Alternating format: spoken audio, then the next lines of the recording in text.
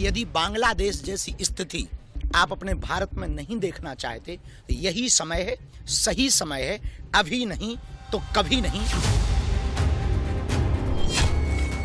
बाबा बागेश्वर ने हिंदुओं को क्यों कहा अभी नहीं तो कभी नहीं?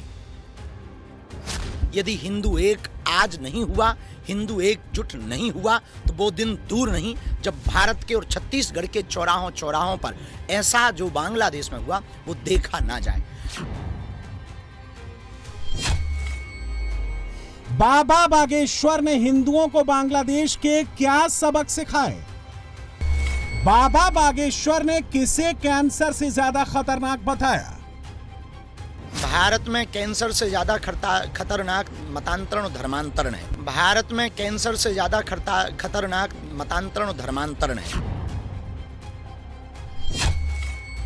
भारत के 80 करोड़ हिंदुओं को बाबा ने किस साजिश से आगाह किया? हम पूजा पाठ के विरोधी नहीं हैं, हम पूजा पाठ के नाम पर धर्मांतरण के विरोधी हैं। अंत में हम यही कहेंगे, हम भारत में केवल एक संदेशा देना चाहते हैं कि यदि बांग्लादेश जैसी स्थिति आप अपने भारत में नहीं देखना चाहते तो यही समय है, सही समय है, अभी नहीं तो कभी नहीं। यदि हिंदू एक आज नहीं हुआ, हिंदू एकजुट नहीं हुआ तो वो दिन दूर नहीं जब भारत के और छत्तीसगढ़ के चौराहों पर ऐसा जो बांग्लादेश में हुआ वो देखा ना जाए। कांकेर की स्थिति पर भी हम कहना चाहेंगे, जो हुआ अच्छा नहीं हुआ पर हिंदुओं ने एकता दिखाई, उसके लिए समस्त हिंदुओं को साधुवाद, धन्यवाद। भारत विश्व गुरु बने और जब तक भारत हिंदू राष्ट्र नहीं हो जाएगा हम यात्राएं करते रहेंगे। छत्तीसगढ़ की यात्रा उधार है। हिंदू राष्ट्र के पोस्टर बॉय धीरेन्द्र शास्त्री 29 दिसंबर तक भिलाई में कथा सुनाएंगे। छत्तीसगढ़, मध्य प्रदेश और महाराष्ट्र के अलावा देश के कोने कोने से 5 लाख से ज्यादा हिंदू उनकी कथा में आएंगे। बाबा का मैसेज देश के कोने कोने तक पहुंचाएंगे। बाबा बागेश्वर हिंदुओं को बांग्लादेश जैसी दुर्गति से बचाने के लिए अलग जगा रहे हैं। जात पात में नहीं बंटना है, धर्मांतरण गिरोहों के लालच में नहीं आना है, दवाई पढ़ाई के नाम पर धर्म नहीं बदलना है, पूजा पाठ के नाम पर मतांतरण करने वालों से सावधान रहना है। बाबा बागेश्वर बता रहे हैं कि हिंदू एकता को तोड़ने वाले लोभ लालच का सहारा लेते हैं, गरीबी का फायदा उठाते हैं, आदिवासियों की अशिक्षा का फायदा उठाकर उन्हें बरगलाते हैं और फिर धर्मांतरण कराते हैं। बाबा बागेश्वर ने हिंदू विरोधियों की इन साजिशों का तोड़ भी बताया है। धर्मांतरण के 3 कारण हैं: अशिक्षा, अंधविश्वास, आर्थिक तंगी। तो जो समृद्ध हिंदू हैं उन्हें तीनों सिद्धांतों से हिंदुओं को पुष्ट करना पड़ेगा। जो बहुत समृद्ध हिंदू हैं, जो निम्न हिंदू हैं, जिनकी आर्थिक तंगी है, वो धर्मांतरण के प्रति बहुत जल्दी लालच में आ जाते हैं। अशिक्षा यानी जागृति की आवश्यकता है। अंधविश्वास फैलाकर पूजा पाठ के नाम पर वो लोग मतांतरण करवाते हैं। हम पूजा पाठ के विरोधी नहीं हैं, हम पूजा पाठ के नाम पर धर्मांतरण के विरोधी।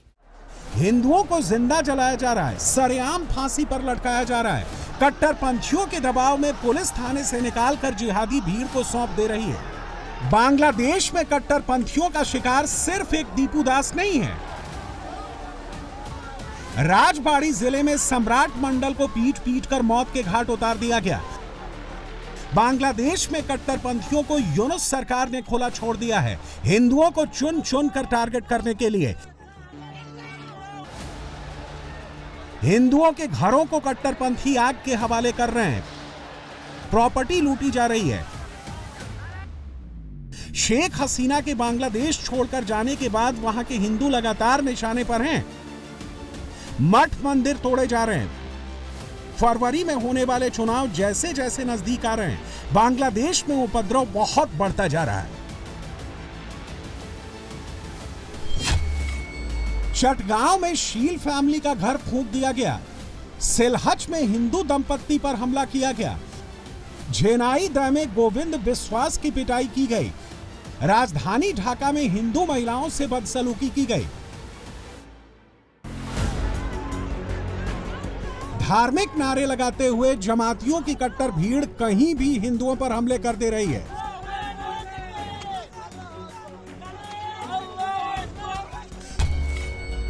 केवल दिसंबर के 25 दिनों में 12 हिंदुओं की हत्या बांग्लादेश में हो चुकी है। दिलीप बर्मन, प्रांतोष कोरमोकर, उत्पल सरकार, जोगेश चंद्र रॉय, सुब्रणा रॉय, शांतो दास, रिपन कुमार सरकार, प्रताप स्वाधीन, पोलाश चंद्र, दीपू दास और अमृत उर्फ सम्राट मंडल। बांग्लादेश का अल्पसंख्यक हिंदू कितना डरा हुआ है वो इस युवक के वीडियो मैसेज से देख सकते हैं। कट्टर जमातियों की भीड़ कहीं भी रात हो या दिन हिंदुओं के घरों पर हमला कर दे रही है। बांग्लादेश है, अभी रात का वक्त है, दीपू चादर जैसे हमें भी खत्म कर देंगे। आप खुद देख सकते हो क्या हो रहा है। इस वीडियो को ज़्यादा से ज़्यादा शेयर करना ताकि कोई हमें बचा सके। समझ नहीं आ रहा, सब कुछ अचानक बिगड़ गया। इसीलिए साधु संत और कथावाचक देश भर में हिंदुओं को बांग्लादेश से सबक लेने की बात बता रहे हैं। सनातनी जगत उस अत्याचार का विरोध करता है। बांग्लादेश हो या पाकिस्तान, जब हिंदुओं पर जुल्म ढाया जाता है तो दुनिया का कोई भी देश आवाज नहीं उठाता। हिंदुओं की रक्षा के लिए कोई नहीं खड़ा होता। जिस तरीके का अत्याचार बांग्लादेश में हिंदुओं पर हो रहा है, ये सभी सनातनी जगत उस अत्याचार का विरोध करता है। पूरे विश्व की मानवता को ये मैसेज देना चाहता है कि पूरी दुनिया में जब भी मानवता मरती है, सनातनी जगत उनके साथ खड़ा होता है। लेकिन जब जिंदे सनातनियों को, हिंदुओं को बांग्लादेश में जलाया जा रहा है, तो क्यों नहीं पूरा विश्व जगत इस तरफ आवाज उठाता है और बांग्लादेश को सबक सिखाने की बात करता है। कट्टरपंथी हिंदुओं को डराकर बांग्लादेश में खत्म करने की साजिश कर रहे हैं। वहां का हिंदू डरा नहीं है, वो अब भी कट्टरपंथियों से लोहा ले रहा है। ये ढाका की तस्वीरें हैं जहां हिंदू ह्यूमन चेन बनाकर यूनुस सरकार के खिलाफ प्रदर्शन कर रहे हैं।